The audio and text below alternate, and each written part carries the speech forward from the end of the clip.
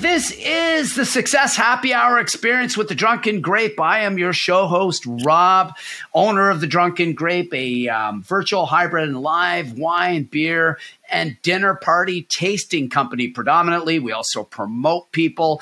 And by coincidence today, I have a fellow aficionado and professional in the spirits world. It's great to always sit down with pros in the alcoholic beverage space. And we're talking about success and how someone has overcome tremendous adversity to achieve it. We have the first Black female owner of a tequila company globally. That would have to be in the Guinness Book of World Records now.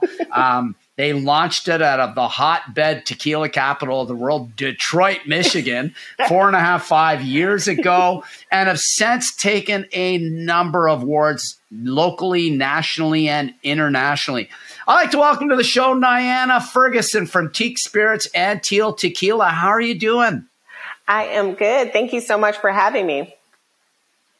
It's a pleasure. This is way overdue. I've had numerous conversations with your husband, Don, and what a delightful fellow. He's probably pretty happy the Pittsburgh Steelers beat the Bucks the other day, but I know he's a big fan of that game. Don't get him talking about that. But but listen, let's talk a bit about your backstory and how you got started. It's a fascinating tale.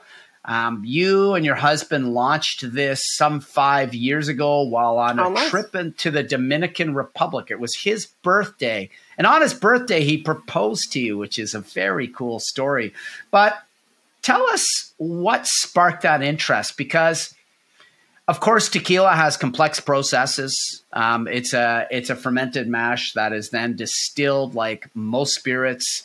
The fact that you have to get into import-export with it, because in order to be tequila, it has to come from predominantly the Jalisco province. Correct me if I'm wrong. I think there's 2 or 3 other territories around Guadalajara, which is like the tequila capital of the world, where they have all the competitions and a lot of the major shows. But yeah, how did you get started into this? This is cool. It's not every day I talk about, people finding success this way. And we'll get into your personal story right afterwards, what adversity you had to cross just to get here. Well, I do have to correct one part of the story about his birthday trip. So his birthday trip was actually a surprise. He didn't know where we were going till we got to the airport. Okay. And so that's awesome. That was to the Dominican, and he didn't know anything until we got to the airport. But however, because this is important, he basically upped my surprise or took over my surprise by proposing. So that's really the story. But yes, we were actually celebrating that whole weekend, of course, his birthday and our engagement. And we were talking about our lives, talking about our future and what we were going to do. And one part of the story that's important is that while we were having dinner that weekend, we saw hummingbirds flying around, and not knowing until later that those were actually Antillean crested hummingbirds. And actually that is what our logo is patterned after. So that's a personal story with us as far as, us beginning to talk about having a business and having a tequila company. But I mean, it truly just came from, both him and I have been in the corporate world for, forever. We were 20 plus years in the corporate world. I'm a financial analyst by career, and he was a VP of operations at one of the largest mortgage companies. And, I asked him one day, because, the corporate world, you don't really, own what you do, especially when you're at a higher level, executive level and management. You can't control what you do. And so we were both, getting moved, doing different things. And yeah, you earn a lot of money, but you don't control any of your life in that sense. So we were talking about businesses and investments. And I said, if you could do anything, what would you do? And he said, I would own a tequila company, but we can't do that. And of course, me being a woman, like, why not? Like this sounded like a good idea to me. So a couple of days later, I found the distillery that we do work with today. And because I am a financial analyst, came up with a budget, forecasted a little bit on what we would need to do a small batch, do a proof of concept of what we were doing. And we're here 4 years later. winning over Wow. 50 awards, having 4 expressions in our portfolio, and just continuing to grow, tremendously in different states. I mean, we started with the world's only coconut lime Blanco tequila and our Reposado, which is aged 8 months in Tennessee whiskey barrels. But we also now have a Blanco, and we also have the first Turaco Blood Orange Blanco. So, we are continuing to expand and grow, and, we're working on several things that are coming in the future. Wow, let's do a toast to that. And happy hour, ladies and gentlemen. Happy This hour, is the right. Blanco. So You one have the thing I Blanco, noted okay. about this, so I added a little bit of water. If people are wondering what I was doing with this nice bottle of water earlier, it's because that is distilled, or, that's filtered water. And you add a dab of it. It lifts out a lot of the congeners and the flavors within the spirit itself without disrupting it. So this I noted right away. It's very herbal, but very clean. It's a very clean smelling spirit. And this is something I note when looking for a Blanco, because Blanco doesn't have aging. So it's going to be tequila in its raw form. So if you enjoy raw tequila, you definitely want to have a Blanco. But even with Patron, I've drank Patron Silver numerous times. I almost know that like it's a second family member, but it's not, they have a great product, but it doesn't come off as clean as this. Yeah, a lot of people, we do a lot of education, and our Blanco is, not aged either, but it is actually aged for about 2 months. In order for it to be a Blanco, it can be aged. It can be up to 2 months. That's right. Right, but we made our Blanco to be sippable as well, because a lot of people have the stories, that they can't drink, tequila without doing the lime and the salt. And that's usually for the harsher tequilas. That's for the ones that really have still all of that ethanol and all of that stuff in there that, is very harsh. And you make what we call the tequila scrunchy face when it goes down. It's not as smooth. So we try to make our Blanco in a way that it can still be sippable. Yeah, no, that was delicious. I mean, one thing I noticed about it was clear, it was clean, It was crisp. Very pleasant aftertaste. It didn't have a harsh bite to it. It had those wonderful herbal characteristics that you would find in a Blanco. Right. It definitely had a hint of sweetness. The glycerol from the alcohol really lifted out on it.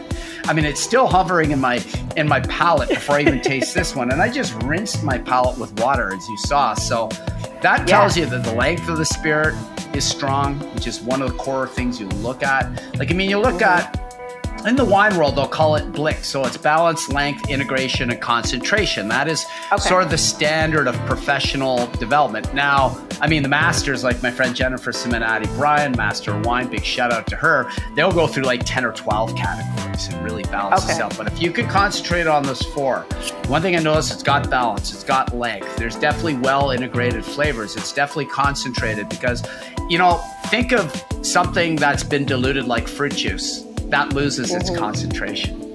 Exactly. This definitely has good concentration. I can right away see why this has taken some awards. There's just no questions asked about it, why this has actually dominated in its space. It makes sense to me.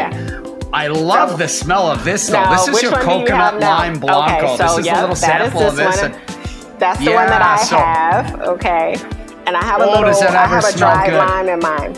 I have a dried lime in mine. Wow, that's awesome. That's awesome. And imagine this in your margarita. It makes a fabulous margarita. A coconut lime Blanco margarita is amazing. But you have to use, of course, all fresh juices. No synthetic stuff, no added sugary stuff. And make a fresh margarita. It is delicious. Man, that's delicious. I love that. You can really taste the coconut and lime. It just comes out and it tastes like it's natural botanicals in there. It's you can tell that's not synthesized ingredients. It's got a softer, smoother, natural flair to it. But that is fantastic. Well, I've never come across this before. Well, it's made from the natural never come extract. across that. from the meat of the coconut and the meat of the lime. So, and part of the story, and we'll get to it later, is because I am a 2-time cancer survivor. We made our tequilas with no synthetics or added sweeteners so that I can drink it. My body cannot process, spirits with a lot of sugar or a lot of synthetics or a lot of sweeteners. So my tequila was basically created so that I am able to enjoy it. Of course, not abuse it, but enjoy it and still, have a cocktail, Yeah, and if you notice, ladies and gentlemen, I'm moving through the lighter to the stronger, the more concentrated tequilas. Yes. And now we've got the blood orange Blanco, because I believe blood orange is probably going to overrun coconut lime a little bit. And this is our blood orange. So yes. Oh, wow, that smells great. Now, it's not sweet either, because for some reason, when people see our coconut lime or our blood orange, they think it's like the liqueurs that they see out there, and it's not at all. It's not what you think. It's not sweetened at all. But you can drink them all by themselves, or they're fabulous in any cocktail. Yeah, this is, you smell it first and you're like, see? Oh, wow. This doesn't even taste like tequila. I know. So it's kind of dangerous, because some people are like, especially when they chill it, and they're like, but it's almost that I can continue to keep drinking it. And I'm like, yeah, but it's still tequila. Okay. Yeah. And it's something like a Singapore Sling, for instance, that's gin based. You have the grenadine, you have the juices. You could fire out the gin and substitute it with this. Oh, we'll have to try that. I'll have to tell Don that, because, he makes all our cocktails, and I'll have to tell him that. What is it called? A Singapore Sling? Singapore Sling, but swing it. I would try to swing it. This is just off the top of my head, something creative. I'd yank the gin out of there and definitely fire in this blood orange tequila, because it naturally will blend in with the juices. They'll naturally blend in with the ingredients. There's quite a few things you could do this. I'd have this on soda with a wedge of, a clementine or blood orange squeezed right in there. Yeah, we have a lot of people that we tell, because they're like, well, how do I drink, especially coconut lime or the blood orange? And we're like, okay, if you just want to drink it straight, drink it, definitely chill it. Put a little, a squeeze of lime, or like you said, a squeeze of a blood orange or something like that. Or if you want to put something in it, put a splash maybe of some sort of mango juice, pineapple juice, or something like that. Something, fruity, if you want that little bit of taste, but you really don't need it. Yeah. And the last one we're getting into in the happy hour, ladies and gentlemen, tequila is just an awesome product. Especially if you're into mixology, pay attention to this right now. This would really be excellent to add to your bar. I do know that you're predominantly available, I think, only in the US right now, but the market there is so massive. There's so many options, and we have a lot of American viewers to this show. So that is something that you definitely want to check out. We're going to have the website come up shortly, but I've got the Reposado here, and something you want to look for is a clear honey, almost a pale honey, getting into a golden color, which we definitely have. You definitely smell a little bit of those honeyed notes coming into the profile of the tequila. There's a little bit of vanilla and coconut. That comes from Tennessee barrels, obviously, even if they're second or third use barrel, because American white oak, some of the flavors that include in it are things like dill, vanilla, and coconut especially come up in the flavor profile. So you're looking to see if that's integrated into this. You can tell it's definitely been aged, because anything that starts to amber gradually is an aged spirit. But let's give this one a shot, because I know this is 92 points on a scale, which is incredible. 92 points is like you're into the upper echelons of any kind of rating guide when you hit that kind of number on a review. That's not an easy score to achieve. Considering, I've heard that, and our Reposado actually won a platinum for the SIP Awards, and Don really likes to talk about, and he gets technical in it, but the whiskey barrels are actually charred, so he can get into really about the flavor behind that because of the charred whiskey barrels, but they are second use. Yeah, and that's this as just a nice amount of sweetness to balance out with the herbal characteristics of it. You get some of the grassy, herbally characteristics of it, medicinal characteristics of tequila. What I love about the Reposado category is it blends the best of both worlds. For instance, I have some friends that añejo or extra añejos, where they're really aged for an extended period of time, is not for them because they feel that it loses a lot of its tequila character. Whereas this still preserves a lot of the rich tequila character into it, but it softens it enough that if you're not a regular tequila drinker, this is something you're really going to appreciate on the palate. Exactly. And, you know, that is actually Don and I, that's our go-to when we're outside, you know, maybe as it's getting fall with a fire pit and just outside listening to music. We have our reposado neat. That's that's our go-to. That's a great when we idea. want to do that. Yeah, and up in the northern part of the world, up here in Canada, where it especially gets colder than, you know, now where you're at in Atlanta, it's this holds even more truth. The people are sitting around the propane tank outside in their backyard and the fire pit, because you can't really have open fire pits in the city. This is a great idea, you know, in your heated gazebo. You want to have something a little warming, crack this. This is awesome. This is actually excellent on its own. I wouldn't really do much else with this other than have it strictly on its own neat, a little dab of water or a cube of ice would be my recommendation for this drink. We always drink it neat. However, you know, people aren't, you know, want variety. So we have put it in. Don makes a fantastic apple cider margarita. Oh, wow. That he puts the reposado in, you know, especially for fall, you know, with apples and, you know, different things like that. We put it in hot chocolate as well. And, you know, we had a hot chocolate bar. We had a event and we had a hot chocolate bar, and, you know, our reposado was put in a hot chocolate, and people were like, this is delicious. Like, but kind of dangerous because, you can't really, it's not really strong in that. So you keep drinking it. But that's hilarious. Tequila, Man, that'd be dangerous at the office Christmas or holiday party. You're passing those around, and what a way to mask it. Oh, hey, boss comes along. Hey, it's just hot chocolate. It's hot chocolate with, you know, marshmallows and little sprinkles in it, not knowing there's some reposado in it, but everybody will be good. So getting back to things, I mean, you're a cancer survivor. I lost my twin sister to this. She beat it, and then it came back. It took her life. I have a special place in my heart for those that have actually triumphed over such a horrible set of diseases. How has this helped you change your life's vision? Does it really help propel you do what you're doing now? Because you probably faced the greatest adversity you will personally ever face in your life right there at that time. You know, I am now a 16 years, actually next month it'll be 17 years of a survivor of pancreatic cancer. So, I mean, pancreatic cancer, of course, most people view it as something that they know Patrick Swayze died of. You know, Steve Jobs passed away of it. Ruth Bader Ginsburg, she died. John Lewis. So a lot of these people, it's becoming more prevalent of people knowing about pancreatic cancer, but there's no cure. And a lot of times there's not any great warning signs about pancreatic cancer. Mine was actually found on I wouldn't say a fluke, but my body was reacting to something, and I ended up in the hospital. And because they started testing, trying to figure out what was wrong, they found the tumor.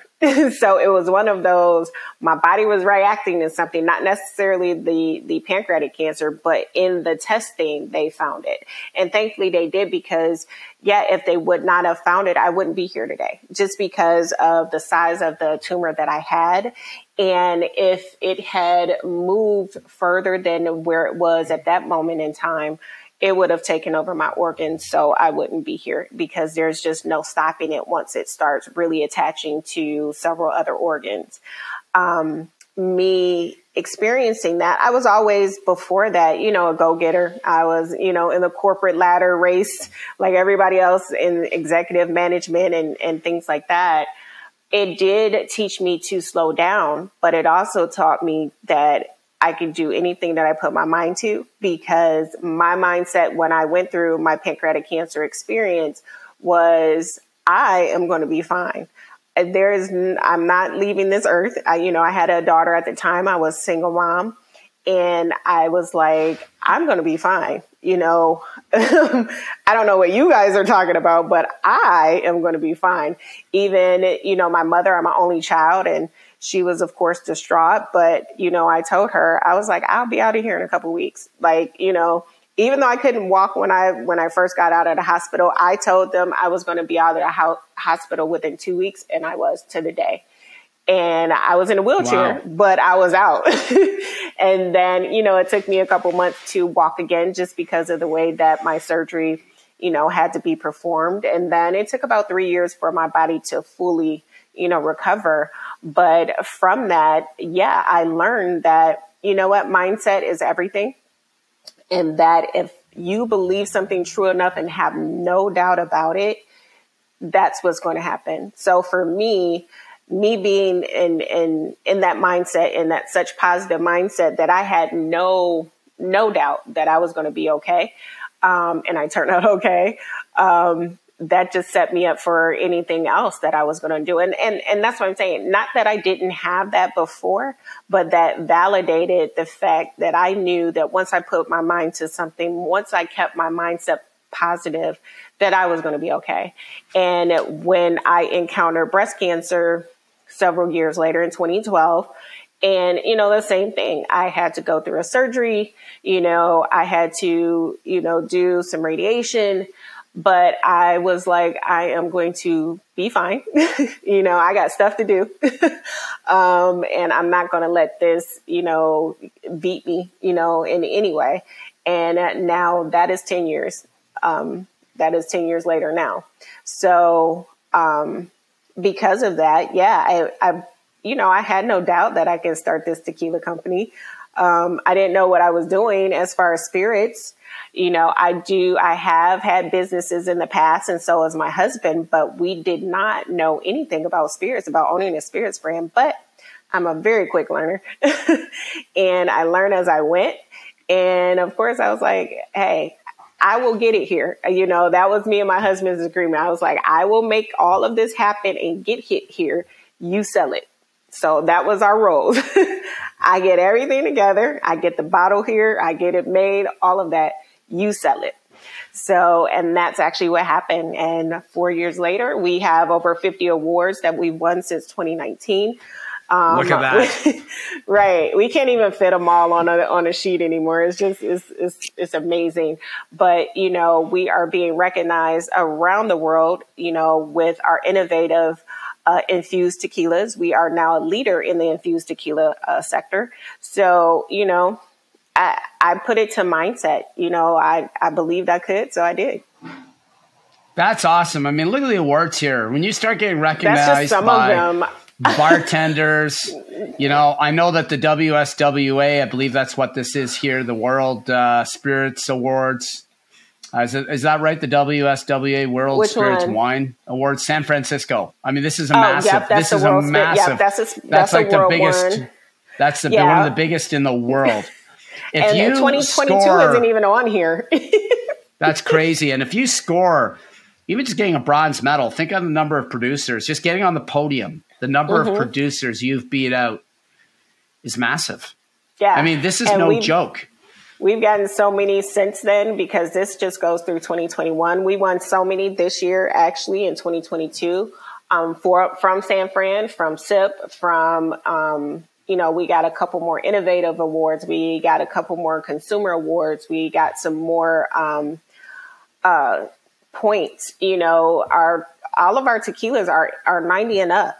You know, are judged at 90 and up as far as the points. So, as you said, it's very hard to even get to like 92, 94, and all of our tequilas have been rated 90 and up. So. There we are. I'm trying to get to your cocktails. I think it blurred for a minute there, but here we are now. These are all made by my husband. The Mexican Mule. There we go. A bit of ginger beer going on in a drink there. Throw up that Moscow Mule. But look at some of these things. The Vino Margarita. I'm sure you've got a martini with tequila somewhere on the list here. We take there a lot it is. A chocolate coconut lime martini. This is awesome. We take a lot of drinks that are that people drink, and we replace it with tequila. You know, we've done the Cosmos, we've done the Manhattans, we've done all of those things with tequila, and people love them. You were going to wrap this up shortly here, but you really, you know, talking about mindset and how you triumphed over adversity, and what you've done with this is just nothing short of remarkable. You know, coming out of the territory, I'm pretty sure Detroit is not the hotbed for tequila. I'm joking about that. But to try to go into Detroit, where you're at, to come up with this concept, just to make it survive would be difficult. But to make it thrive, which is what you've done, that's just hitting a whole different level. And you know, with your exactness of being a financial analyst, Don's experience in as being an executive, definitely, I'm sure you're happy to be out of that rat race of corporate life at that level where they own and control you. But you learned a ton along the way. And without that, and without your own personal challenges, there's a good chance that this tequila company would have never come off the ground. I mean, that's the way I see it. I mean, absolutely. One, if we would have never met, it wouldn't be here. But, you know, I think just the tenacity and just the drive that we both have, just to make sure that what we've created is going to, you know, make something of itself in the world. You know, this is our baby, you know, one of our babies. And we didn't just make it for ourselves. We made it as our expression, you know, to give to the world. So we're going to make sure that everybody knows about it.